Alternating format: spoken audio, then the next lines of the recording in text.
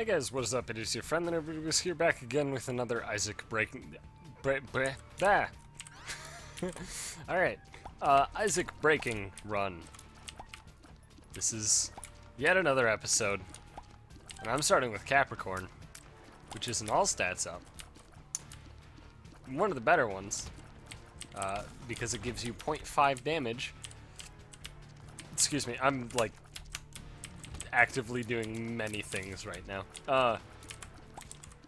But it's one of the best all stats ups because it gives you 0.5 damage and minus one tier delay, which is a good tiers up. It's the same as Pisces, Guillotine, Mom's Perfume. It's a great dodge. God, what else? It's very... There's a few items, actually, that give minus one tier delay. There's, I think, only one item that gives more than that, and it gives minus two. And it's anti-gravity. Anti-gravity tiers, that is. That gives 2 tier delay down, while every other tier delay down item gives minus 1. Which is still very good. Technically, Libra is like a massive tier delay down. Like, technically. I mean, it's not really, but it sort of, kind of, a little bit is. It's very weird because, Libra removes the tier rate cap, but doesn't itself, like, increase your tier rate. Like, it does, obviously, when you get a bunch of stats, your tier stat goes up. And it removes the cap. I didn't even see this. No, wait, I did see it, but I didn't... Why didn't I... Whatever. I didn't make a mental note. So Libra kind of is a tier delay down. It does a similar effect. Oh, actually, Cancer Trinket. How much tier delay down is that? Is it 2? It's definitely more than 1. No, wait, 4? Is it 4? I don't even remember. I think it's 4. Tier delay minus 4, which is insane. That was great. Really good. Okay. I'm just a goddamn mess right now. I'm actually super stoked, though, because I've been playing pretty much all night Dota 2 custom games in the new Dota Reborn beta thing, which is awesome. I am taking so much god damage, and I don't like it. But Dota 2 Reborn, it's just Dota, but it has the added benefit of running better on all computers, pretty much across the board.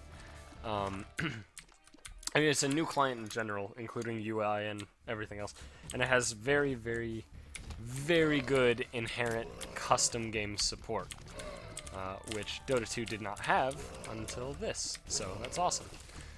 People have actually done Dota 2 like custom stuff before this client update thingamadoohick, but it's never been easy as it is now. Basically, now it's like a legitimate custom game creator, kind of like what Warcraft 3 had. Instead of being like you have to jump through like tons of hoops to get it to work. But now it's built in, it's run on Valve servers, which is nice, and they're really fun. Valve themselves added one called Overthrow. It's the only one that they themselves created. Yeah.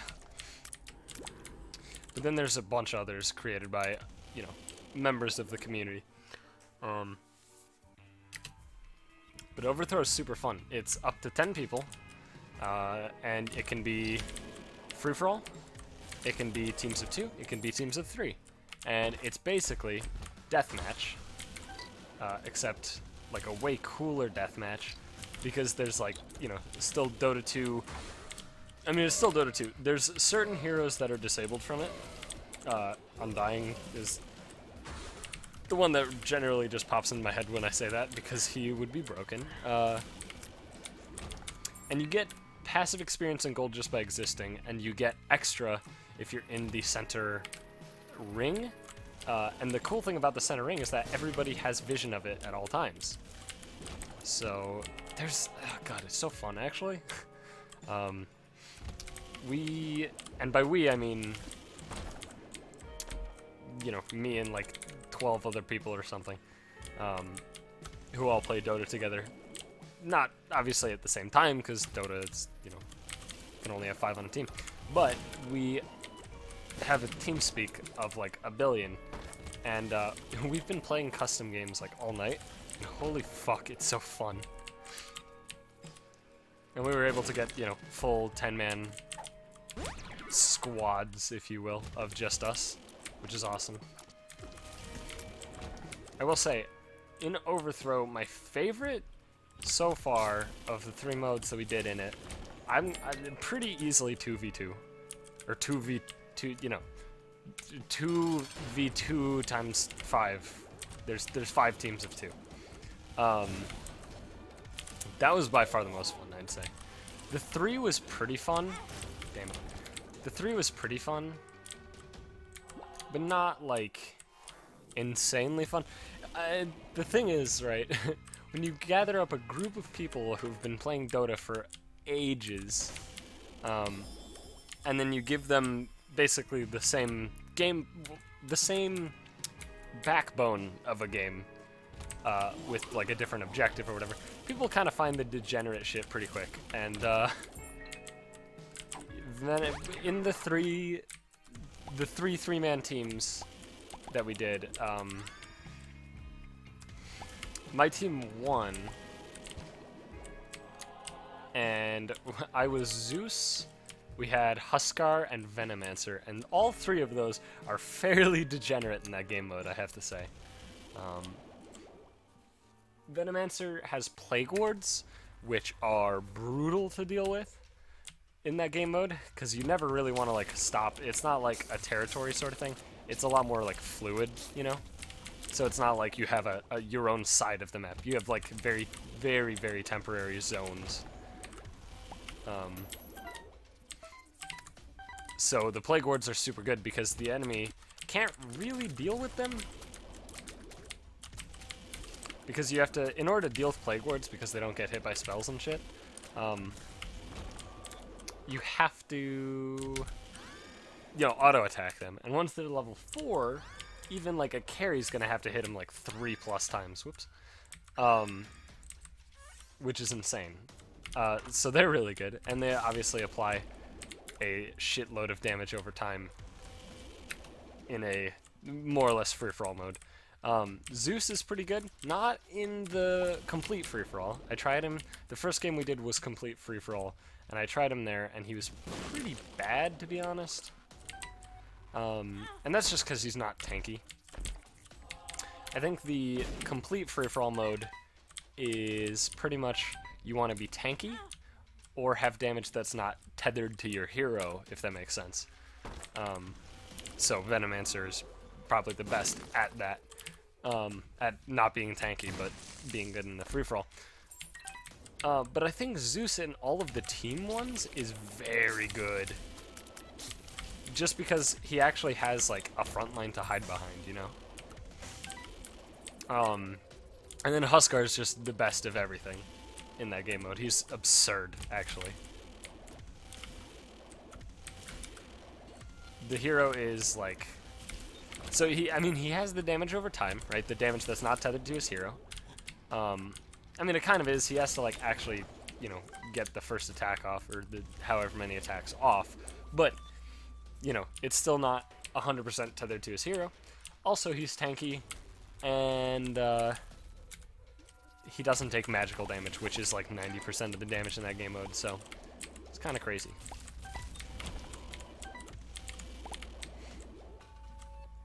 And our team had all 3, so we obviously won. And then after that, we were like, alright, well, let's just random. Everybody random and stick with the first thing you random. unless it's something like, you know, Techies or Invoker or something that you just have never played and don't want to. Just stick with your random. And every random game so far has been so fucking fun. Alright, excuse me, you didn't die in a full charge and I hate you. So, sure.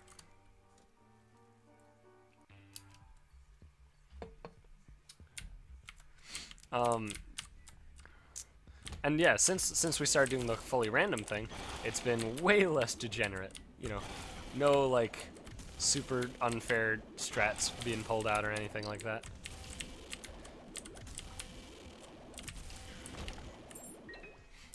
I mean, I will say, it's even with all the unfairness that we've like discovered, it would have been way worse if Undying was in the game mode.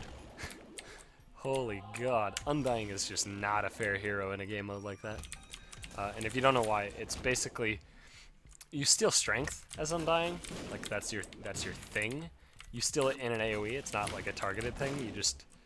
You hit an area, and everybody in the area loses stats, and you gain stats from each guy. So if you hit, you know, normally in a regular game of Dota 2, the most you can get is 5. In this game mode, you could theoretically get 9. 9 times 3, mind you, 27 strength. Which, to put that into perspective, I think. The Reaver, which is the high cost. Sure. The high cost. Excuse me.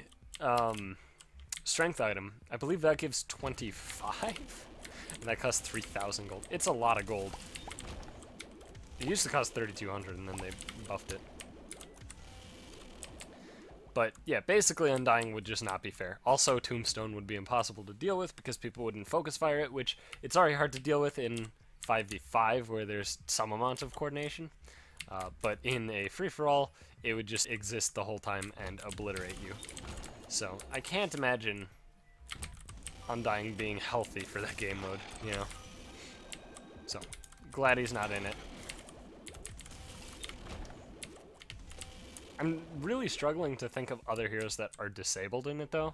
I think Tinker's disabled as well, which makes sense because March of the Machines. Well,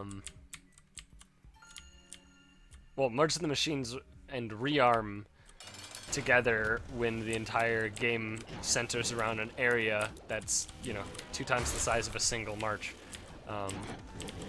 It's kind of absurd. Shit, you didn't die? That was weird.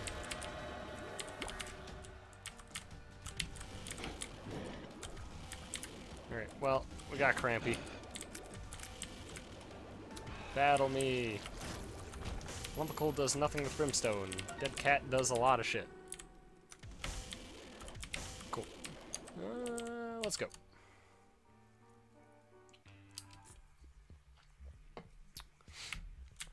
But yeah, we played that game mode, Overthrow. I keep forgetting the name of it. It's not really a memorable name. We played a bunch of that. We played like 1 game of Pudge Wars, realized that it was inherently broken and they needed to fucking fix it. I don't actually know what this does. I feel like it decreases my charge time.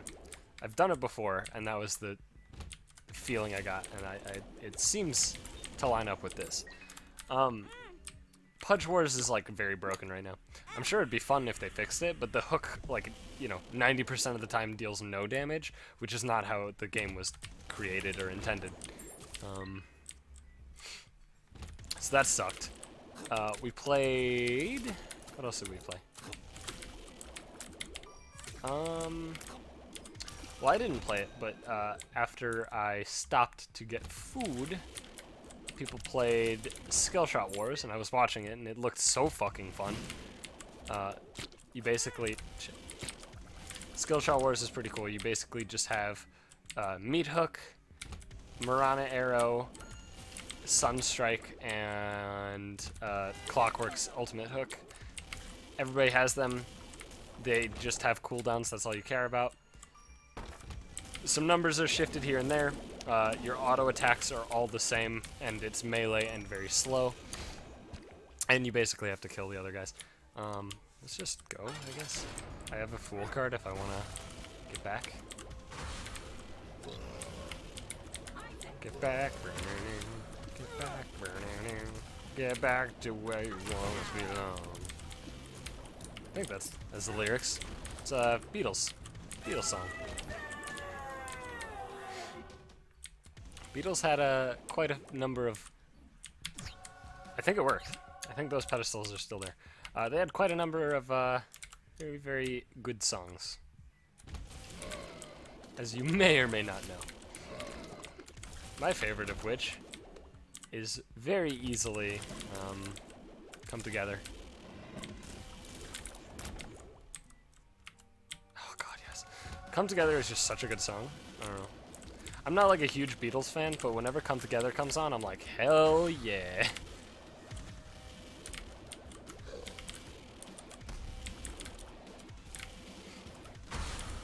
And I mean, I don't dislike the Beatles, I'm just not a huge Beatles fan, you know? Don't need that. Like, I know some people who just, like, hate the Beatles. No, I don't get it. Death, huh? Yeah, I don't need to buy the other shit.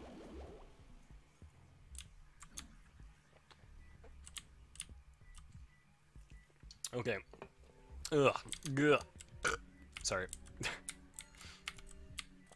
That was a very uncomfortable swallow of Dr. Pepper. It was very, very bizarre. It like kind of went in my windpipe, but not like dramatically so, you know? It was just like a little bit. Alright, so if we go in here, there should still be items. And there are. And I don't like them. And I suddenly like them. Not really. Probably not worth fighting over. If we didn't have Brimstone, I'd be way quicker to actually pick up Ipecac. But with Brimstone, Ipecac, I believe, doesn't do anything. I swear I've tested it, and I've like reached the same conclusion a trillion times, and I always forget what the conclusion is that I reached, and then I remember it, and then I'm like, well, okay, cool. So that's why when I have Gimpy, I like to leave the map open. I noticed that there's a Spirit Heart dropped in there. Every rolls drop pickups on the ground in the whole floor, I believe. Which is good, because we have Gimpy, which means a lot of red hearts are going to drop. But yeah, if you have Gimpy, and you leave the map open like this, in a curse room, it'll be like, oh, there's a Spirit Heart. And then if you're fast enough, you can grab it. And that's exactly what I did. It's pretty nice. It's a very, very, very nice benefit to Gimpy. Is that sometimes, you know, late game curse rooms are cheaper, which is very nice. I mean, obviously it can also, you know, make early game curse rooms cheaper, but they're already cheap as is, because they're, you know, to go in and out, it's 1 heart at that point, which is very cheap. Very, very cheap.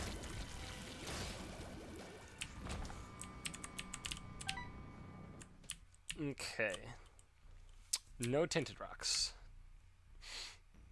So I think I'm gonna fully explore the entire floor and then pop the 3. Because obviously that means I'll get the most rerolls, which could matter. Probably won't, but it could. I could get like a golden chest that has, I don't know. I guess I already have the 2 golden chest items that I want, which are Guppy's Head and Cricket's Head. Boink. Sure. That was risky as fuck. I don't actually have a good method to deal with the wall spider, the brim spider wall guys, while having Brimstone myself. I don't really have a good strat for it. But I guess that worked out, so maybe I'll have to use that more. Okay, there is a tinted rock. Oh, it's double cage. I'm fucked. right? Double cage is so ass. Like, I could get kind of lucky, which it seems like is the case right now. Yeah, I got super lucky, honestly. That only one of the cages was rolling around and soaked up all of the spiders and died quickly. Yeah, that was lucky as fuck. All right. Boink. Sure. The tower and temperance. Sure. Right, below this up, please be small rock. Damn it. It's fine. So the cool thing is, not only will I be rerolling the red hearts that I don't need, I am also rerolling all the spirit hearts I don't need, that I do need now, because I forgot this room existed. Is there one in here? I guess I don't care. Empress the stars. I think I want Empress temperance. Yeah, that seems reasonable. Okay. I remembered. Looks like a lot of coins got created, which is nice. I'm having troubles with my maneuvering today. Another temperance, okay. Joker. Ooh, I didn't get a Joker, or I deal with the devil on this floor. So I could either pop it now, or save it, and have a reroll ready. I think saving it is the highest opportunity, you know, the best chance of getting Guppy. So I'm gonna save it for Cathedral. Because either way, I'm getting to deal with the devil that I wouldn't have gotten otherwise. But in one way, which is the way that I'm doing now, we actually have a reroll ready. I like that a lot better.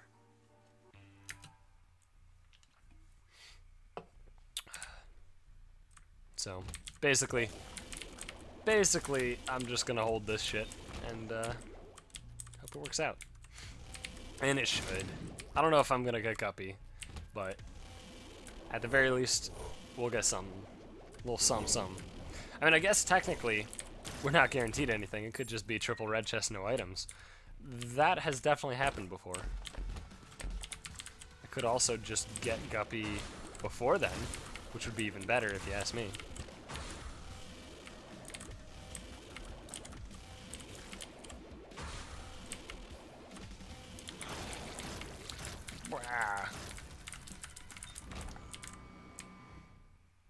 Okay. Alrighty. Okay. Let's move along.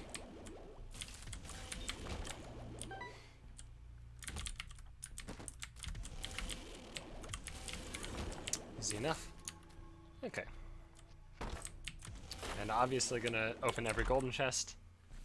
Sure. The flight is awesome. The spirit heart, or the eternal heart rather, is not nearly as awesome, but still reasonable. It's not like it's bad. I still think Fate gives a speed down. I always feel like after picking up Fate, I move slower. That's 100% of the time the way I feel about it. So I don't know if it's true, or I have a fucked up head, or a combination of the two. I have no idea. Maybe it's just one of those things like where I think that fucking tier size decreases on the caves for some reason. I don't know how I reached that conclusion, aside from the fact that my eyeballs clearly are fucked.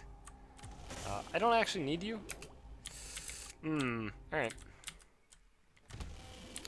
So obviously, if I were in a more actual playing the game sort of position, I would have taken Dark Bomb in a goddamn heartbeat, but clearly I don't need it in this run.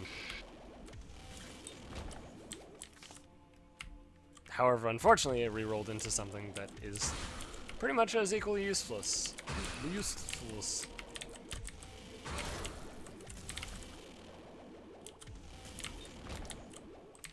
Two of clubs, pop that shit.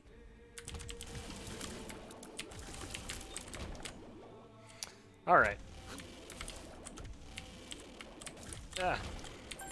I mean, you know, money equals power would be sweet. It would already almost be capped.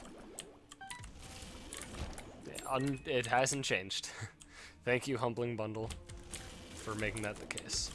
I do really like Humbling Bundle for a lot of like the smaller reasons that people like it as an item. Like a lot of people are like, well, it makes it so you never have to worry about consumables again, and that's true, and I like it. But the biggest reason that I like Humbling Bundle is the really weird shit where, specifically, dealing with the greed heads, or the shopkeeps, or the donation machine, stuff like that. Just really minor cool things that the item does.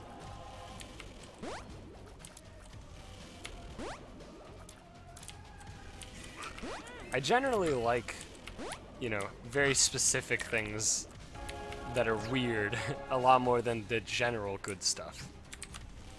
And it can be seen in like most of the things that I do, most of the games that I play, hobbies I have. Especially in Magic, holy shit.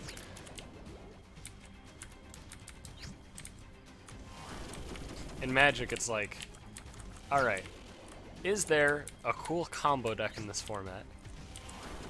As in, is there a deck that I can build that is not necessarily good, but just, you know, if I connect these 7 cards together, you know, something fucking sweet happens. Like, that's me. That's what I want. Give me that shit. You know? One of my favorite decks of all time that I've played in Magic the Gathering, well, probably number 1 would be Eggs. But motherfucking Wizards decided to ban the one card that makes Eggs a viable archetype in Modern, which is so fucking dumb. But whatever. And if you don't know what Eggs is, it's a very, very cool combo deck. And if you don't play Magic, I'll try to explain it as best as I can. But it's basically, what happens is, you have, okay, so you have this card Reshape, which is blue, blue, X, so 2 mana plus X. And it has to be blue, which is almost always irrelevant in the Eggs deck, because you have so much mana fixing, you have so many ways to create the colors of mana that you need.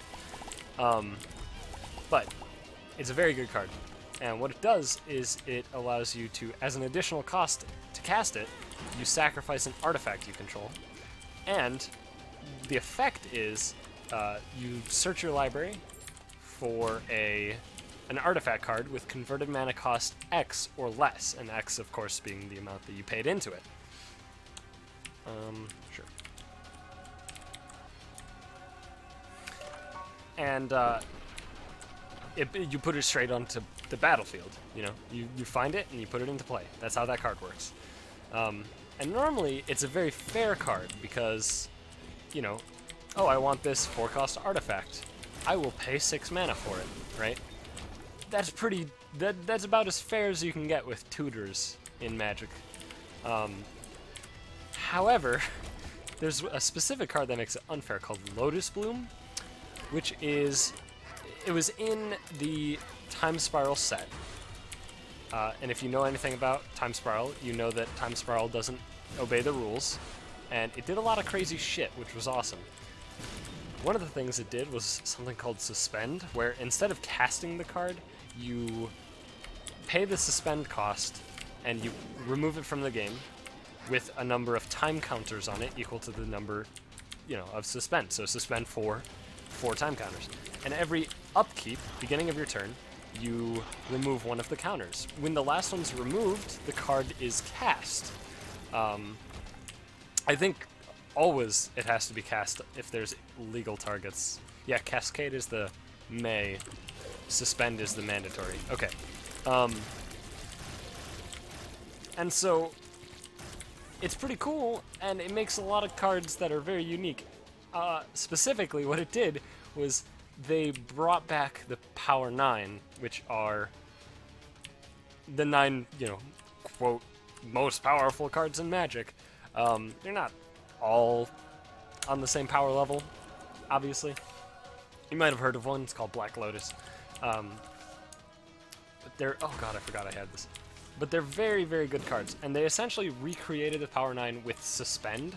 All of them are uncastable from hand. They have no mana cost, they just have Suspend, right? Which makes their converted mana cost be 0. So, what you can do is, the Lotus Bloom, is a 0-cost artifact. You can't cast it, but it's basically, if you could, it would just be Black Lotus.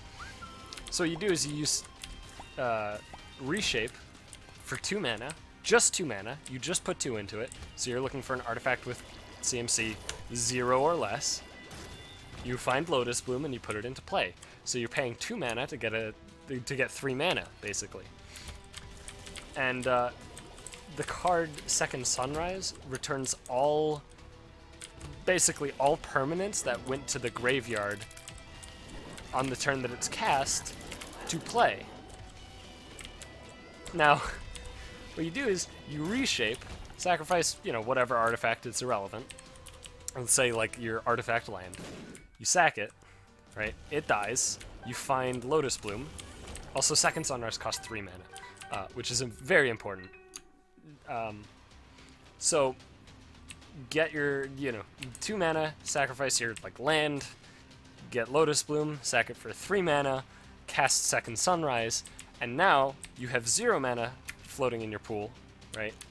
But what you do have is, you now have both the artifact land and the Lotus Bloom back in play. And you can basically chain this with artifacts that draw you cards when they enter or when they go to the graveyard. You can chain this all together in gigantic loops because you have Second Sunrise, which is 3 mana, and Faith's Reward, which is the same effect for 4 mana.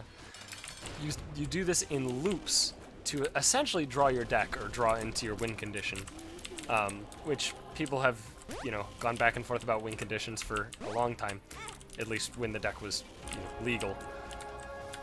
I personally was a fan of the Banefire kill, which is literally just, red plus X deals X damage to target creature or player. If X is greater than 5, can't be countered, can't be prevented. Very good kill, very consistent. The deck that won the Pro Tour without dropping a single match.